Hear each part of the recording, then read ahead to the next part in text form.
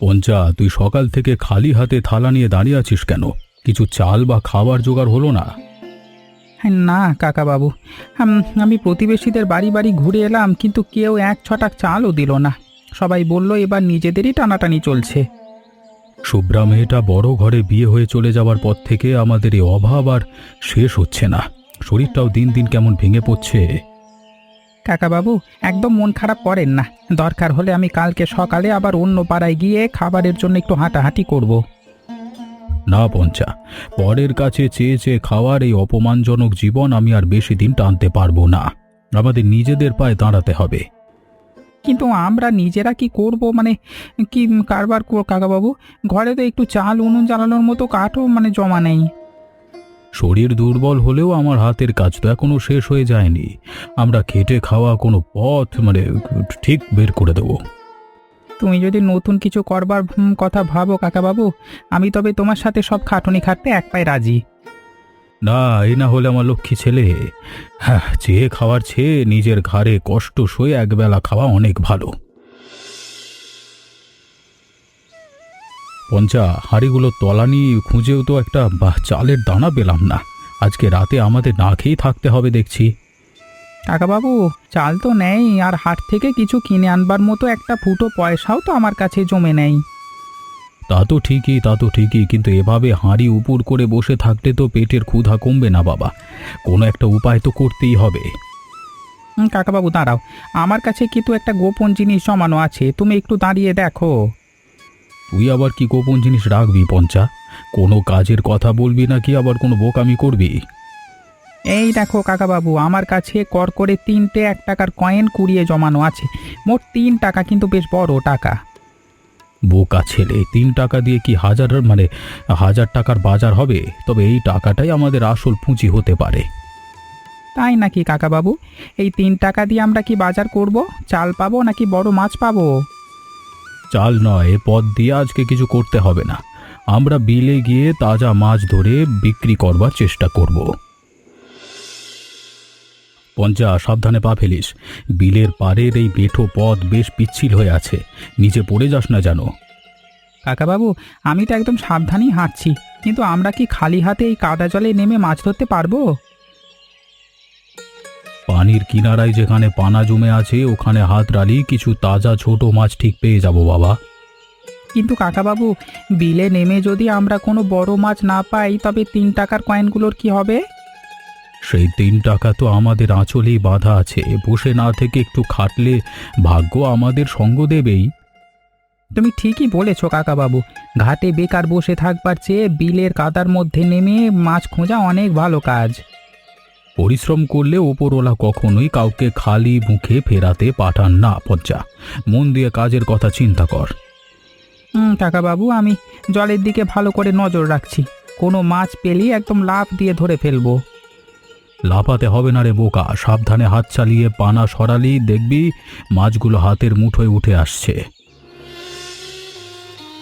পঞ্চা, তুই কি সর্বনাশ করলি বাবা! অত কষ্ট করে কাদা ঘেঁটে ধরা মাছগুলো সোজা গরম ছাইয়ে ফেলে দিলি। কাকাবাবু, আমি একদম ইচ্ছে করে ফেলিনি। কাদা হাতে থালাটা পিছলে গিয়ে জ্বলন্ত খড়কুটোর ছাইয়ের উপর পড়ে গেল কাকাবাবু।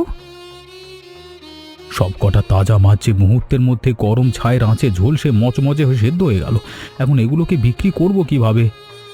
কাকাবাবু, ছায়ের তাপে কাঁচা মাছগুলো কিন্তু একদম পোড়া রান্নার মতো দারুণ স্বাদ ছড়াচ্ছে। গন্ধ পাচ্ছেন আপনি? আরে দূর বোকা ছেলে, ছাই মাখা এই ঝলসানো মাছ বাজারে কোনো মানুষ টাকা দিয়ে কিনবে শুনি? কোন মানুষ কিনবে? সব কষ্ট এক নিমেষে জলে গেল। কাকাবাবু, ঝলসানো মাছগুলো দেখতে কিন্তু খুব খারাপ লাগছে না? গা থেকে পোড়া ছাইটুকু ঝেড়ে ফেললে বেশ মচমচে লাগছে। তুই আর ওসব বাজে কথা বলিস না তো পঞ্চা। তুই চটপটি পোড়া মাছগুলো কাপড়ে মুড়ে বাড়ির দিকে হাঁটা দে দেখি। সত্যি কাকাবাবু, এই অনাকাঙ্ক্ষিত আগুনের তাপে মাছগুলো যেভাবে সেদ্ধ হলো, কোনো মশলা ছাড়াই এগুলো সুবাস বের হচ্ছে কিন্তু। সুবাস দিয়ে তো পেট ভরবে না। হাটে নিয়ে কাঁচা মাছ বেচবার যে পরিকল্পনা ছিল তা তো একদম পণ্ড হয়ে গেল। কাকাবাবু, আপনার এই চটের সরাই মোড়ানো এমন মন মাতানো অসাধারণ পোড়া খাবারের তীব্র সুবাস কোত্থেকে ছড়াচ্ছেন বলুন তো? বাবা, এগুলো তো বিক্রির মতো কোনো ভালো জিনিস নয়। আমার সঙ্গে সঙ্গে থাকাই বোকা ছেলে ভুল করে মাছগুলো ছাইয়ে ফেলে ঝলসিয়ে ফেলেছে। কাকাবাবু, আপনি একদম মিছে লজ্জা পাচ্ছেন। শহরের নামী রেস্তোরাঁর কিন্তু এমন আগুনে পোড়া কড়া মাছ অনেক দাম দিয়ে মানুষ কেনে। সত্যি বলছেন বাবু? হ্যাঁ, আমরা তো ভাবছিলাম এই ছাই মাখা পোড়া মাছ কেউ মুখে তুলবে না, একদম ফেলে দিতে চেয়েছিলাম আমরা। ফেলে দেবেন কি বলছেন ভাই? আমার কাছে এই মুহূর্তে নগদ 3 টাকা আছে।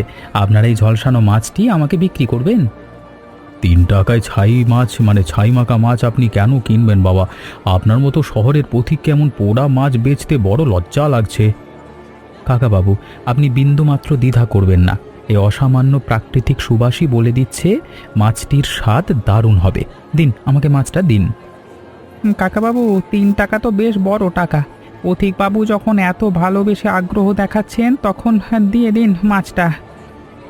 বেশ, তবে বাবা, আপনার যদি এতই পছন্দ হয়ে থাকে তবে ঝলসানো মাছটি আপনি আনন্দে গ্রহণ করুন। পঞ্চা, পথিকবাবু তো 3 টাকা দিয়ে দিলেন, উনি কিন্তু মাছটা হাতে করে নেবেন কিভাবে? আমরা কিসে মুড়ি দেব বলতো? কাকাবাবু, একদম চিন্তা করো না। আমি এক্ষুনি নলার পাড়ের ঝোপ থেকে একখানা সতেজ তাজা কলা পাতা ছিঁড়ে নিয়ে আসছি। বাহ, সতেজ নরম কলা পাতাতে মুড়ে যদি মাছটা দেন তবে তো এর স্বাদ আর কায়দা একদম শহরের বড় রেস্তোরাঁকেও হার মানাবে। বাবা, গ্রামের অতি সাধারণ জিনিস তো কলা পাতাতে মুড়ে দিচ্ছি বলে আবার কিছু বাজে ভাববেন না তো আপনি? কি যে বলেন না কাহা! কলা পাতার প্রাকৃতিক গন্ধ আর গরম মাছের মায়াবী সুবাস একসাথে মিশে এর মান দ্বিগুণ বাড়িয়ে দেয়। এই নাও কাকাবাবু, প্রকাণ্ড সতেজ একখানা কলা পাতা ধুয়ে এনেছি। এবার ঝলসানো মাছটা সুন্দর করে মুড়ে বাবুকে দিয়ে দাও। হ্যাঁ পঞ্চা, তুই আজকে কাজটা বেশ চমৎকার করছিস। কলা পাতাতে মুড়ে দিতে মাছটার চেহারা সত্যি অসামান্য দেখাচ্ছে। কাকাবাবু, আপনারা যদি কলা পাতায় মোড়ানো পোড়া মাছের স্থায়ী ব্যবসা শুরু করেন তবে শহরের মানুষ একদম ভিড় জমিয়ে দেবে। বাবা, আপনার মুখের এই শুভ কথা যেন সত্যি হয়। আজকে এই কলা পাতার 3 টাকার ব্যবসার নতুন আলো দেখতে পেলাম। পঞ্চা, তুই কিন্তু কালকে ভুল করে ছাইয়ে মাছ ফেলে দিয়ে আমাদের ব্যবসার এক প্রকাণ্ড নতুন পথ খুলে দিয়েছিস বাবা। কাকাবাবু, আমি তো তখন ভয়ে অস্থির হয়ে গেছিলাম, কিন্তু শহরের পথিকবাবু 3 টাকা দিয়ে মাছ কিনে নিয়ে আমাদের মনটা জুড়িয়ে দিল। হাটে যাওয়ার আগে আমরা আজকে একটা দারুণ কাজ করব। মাছগুলো শুধু আগুনে না পুড়িয়ে সর্ষের বাটা মশলা মাখিয়ে কলা পাতাতে মোড়াবো। কাকাবাবু, বাটা মশলার সাথে একটু খাঁটি সর্ষের তেল আর নুন ভালো করে মাখিয়ে কলা পাতাতে মুড়ে স্বাদ তো দ্বিগুণ হয়ে যাবে। তুই একদম খাঁটি কথা বলেছিস পঞ্চা। কাঁচা কলা পাতার একটা সুন্দর সুবাস আছে, আগুনে তাপ পেলেই সে মায়াবী গন্ধ মাছে ঢুকে যাবে। কাকাবাবু, তোমার এই বিশেষ বাটা মশলা আর কলা পাতা ফ্রাই করবার নিয়ম শহরের কোনো বড় বাবুর্চিও মনে হয় বানাতে পারবে না। তুই আর অত প্রশংসা করিস না বোকা ছেলে। আরে চটপট সতেজ কলা পাতাগুলোর সাইজ করে কেটে জল দিয়ে ধুয়ে পরিষ্কার করে ফেল দেখি। হ্যাঁ কাকাবাবু, আমি কলা পাতাগুলো ধুয়ে পরিষ্কার করে রাখছি। তুমি বাটা মশলা মাখিয়ে মাছগুলো কলা পাতাতে সুন্দর করে মুড়ে ফেলো। আজকে এই কলা পাতায় মোড়ানো বিশেষ মাছের ফ্রাই নিয়ে হাটে বসলে পথিক আর গ্রামবাসীরা না খেয়ে যেতেই পারবে না। তুমি কি শুনেছ? আমার বাবা নাকি এই বয়সে শরীর খারাপ নিয়েও গ্রামে কলাপাতা মুড়ে মাছ বিক্রির এক নতুন ব্যবসা শুরু করেছে। শুভ্রা, তুমি একদম মন খারাপ করো না। তোমার তো কারো কাছে হাত না পেতে তোমার বাবা মেহনতে ঘুরে দাঁড়ানোর চেষ্টা করছেন। পঞ্চা, কড়াইয়ের সামান্য সর্ষের তেলে কলা পাতাতে মোড়ানো মাছের পেটিগুলোর এপিট ওপিট করে সেঁকতেই কেমন চমৎকার গন্ধ বেরোচ্ছে দেখতো। কাকাবাবু, কলা পাতার গায়ে সামান্য পোড়া ভাব আসতেই মাছের ভেতরের মশলা একদম কষে মাখনের মতো গাঢ় হয়ে এসেছে। দারুণ পোড়া গন্ধ এসেছে। কিন্তু আমরা তো বড় ঘরের মানুষ। গ্রামের হাটে আমার অসুস্থ বাবা এভাবে মাছ বেচলে লোকে আবার আমাদের কথা নিয়ে হাসাহাসি করবে না তো? শুভ্রা, সততার সাথে কষ্ট করে ব্যবসা করা তো সম্মানের কাজ। তোমার এই অনন্য রেসিপি কিন্তু শহরের নামী দোকানের চেয়েও বড় কথা। পঞ্জা, তুই চটপট এই গরম গরম কলা পাতা ফ্রাইগুলো নতুন হাঁড়িতে গুছিয়ে নে। আজকে 3 টাকায় আমরা হাটের মানুষকে তাক লাগিয়ে দেব। কাকাবাবু, আমি প্রকাণ্ড সাজিয়ে ফেলছি। আজকে হাটে নিয়ে যাওয়া মাত্রই শহরের সব পথিক আর হাটের মানুষ লাইন দিয়ে কিনে নেবে।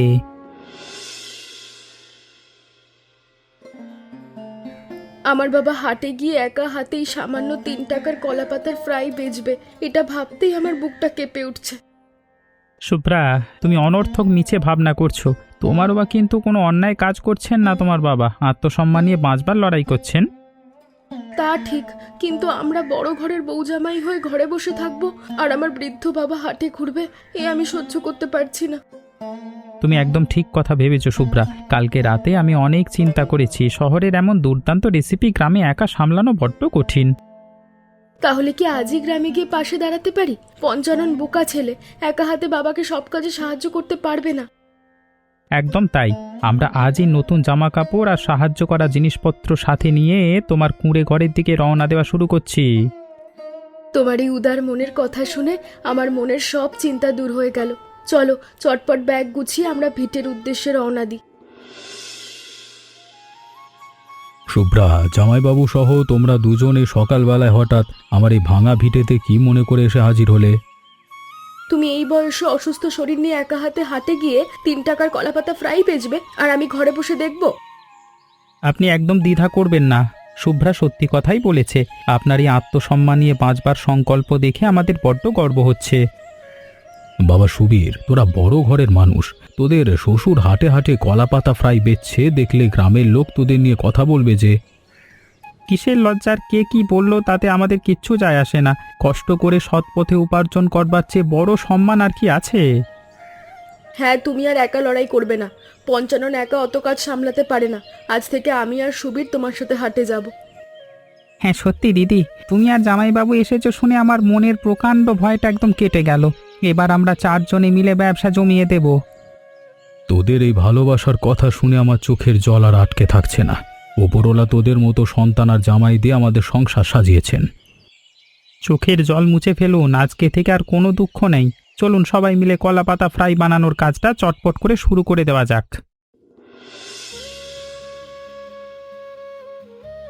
আমি তোমার এই পৈতৃক বিশেষ বাটা মশলার সাথে কিছু তাজা জিরে আর সর্ষের খোল মিশিয়ে নতুন এক তৈরি সুবাস করেছি কিন্তু।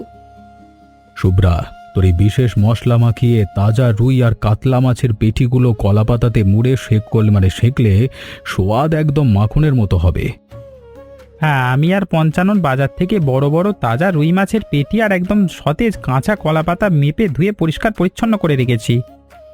হ্যাঁ জামাইবাবু, তুমি আর শুভ্রাতেই সাথে থাকায় আজকে কাজগুলো কেমন দ্রুত হচ্ছে দেখো। আমার তো এখনই পেটে খিদে পেয়ে যাচ্ছে। পজ্জা, তুই একদম অধৈর্য হোস না। রান্না শেষ হলে তোকে সবার আগে কলাপাতায় মুড়োনো এই নতুন স্বাদের ফিশ ফ্রাই চেখে দেখতে দেব। শুভ্রা ঠিকই বলেছে পঞ্চা। আজকে 3 টাকার এই বিশেষ কলাপাতা ফ্রাই দিয়ে আমরা হাটের সমস্ত ক্রেতার মন জয় করে ছাড়বো, দেখিস। আপনি উনুনের আঁচটা একটু মাঝারি রাখুন। কড়াইয়ের সামান্য সর্ষের তেলে কলাপাতা মোড়ানো মাছগুলো এই পিট করে বেশ কিছুক্ষণ সেঁকা দরকার। হ্যাঁ সুবীর, কাঁচা কলাপাতার সুবাসটা যখন মশলা মাখানো মাছে ঢুকবে তখন এই 3 টাকার ফিশ ফ্রাইয়ের আসল আমেজ ফুটে উঠবে, সবাই খাবে।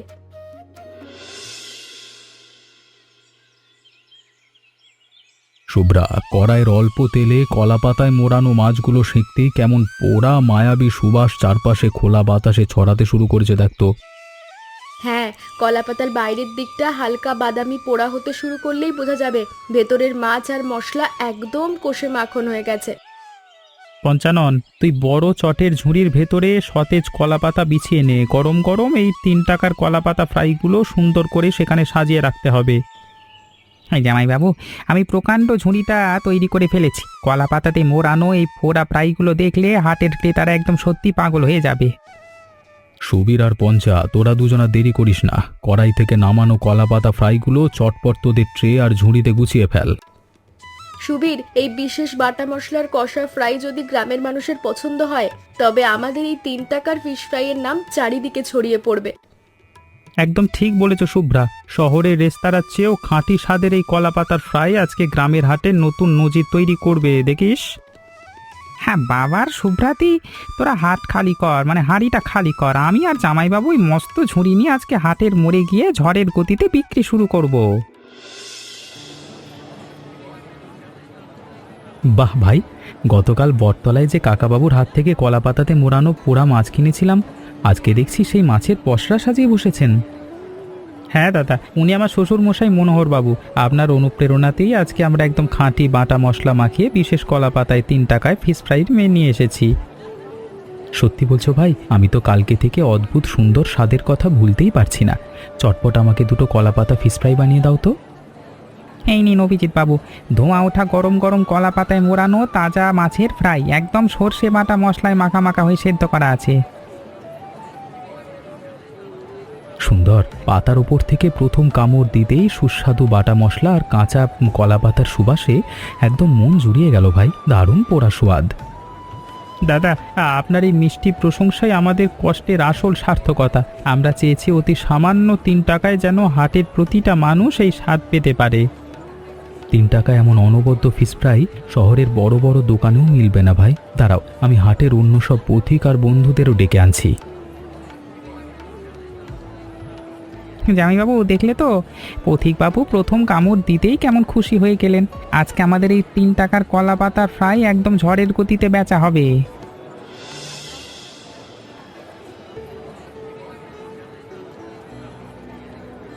বাবা, আপনি ঘরের দাওয়ায় দাঁড়িয়ে কেবল জল ফেলবেন না। আপনার জামাই হিসেবে সামান্য খেয়ের দোকানখানা আপনার হাতে উপহার হিসেবে তুলে দিলাম। বাবা সুবীর, তুই আর শুভ্রা মিলে আমার মতো এক সামর্থ্যহীন শ্বশুরের জন্য এত বড় স্থায়ী দোকান বানিয়ে দিবি তা আমি স্বপ্নেও কখনো ভাবিনি। বাবা, সাইনবোর্ডে কত সুন্দর লেখা রয়েছে দেখো, মনোহরের কলা পাতায় 3 টাকার ফিশ ফ্রাই। আজ থেকে তুমি এই স্বাধীন দোকানের মালিক। শুভ্রা, তোদের এই অপরিসীম ঋণ আর ভালোবাসা আমি কিভাবে শোধ করবো বল দেখিনি। ওপরওয়ালা তোদের সংসার চিরকাল সুখে ভরিয়ে রাখুক। বাবা, ত্যাগের এবং সততার বিনিময়ে ঋণ শোধের কথা বলতে নেই। আপনার হাতের এই বিশেষ গুণের কদর করতেই শুভ্রা আর আমি পাশে দাঁড়িয়েছি। বাবা, পঞ্চানন আর আমি সবসময় তোমার পাশে থেকে মাছ ধোয়া কলা পাতাতে মুড়তে সাহায্য করব, আর সুবীর শহরের ক্রেতাদের কেনাবেচা সামলে দেবে।